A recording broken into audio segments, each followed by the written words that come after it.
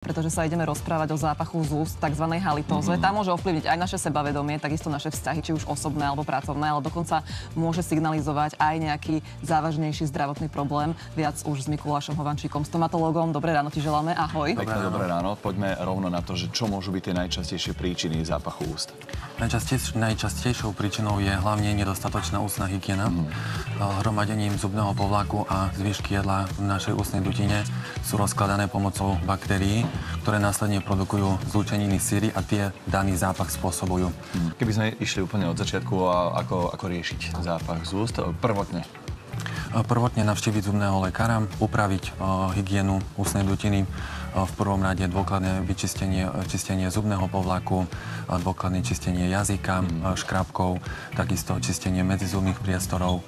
No a takisto je dôležitá aj tá kontrola u lekára, aby vlastne nám odhalil možno aj skryté príčiny, ako sú zápaly ďasien, parodontitída, zubný kas.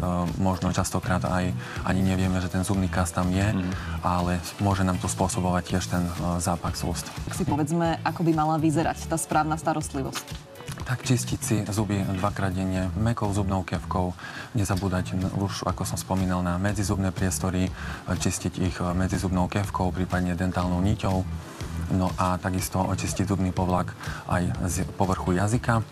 Dôležité je používať aj ústne vody na báze antibakteriálnych zložiek, ako je chlorhexidín alebo s obsahom fluoridov. No a navštíviť aspoň dvakrát ročne dentálnu hygienu, ktorá nám taktiež poskytne aj správnu inštruktáž ohľadom čistenia zubov.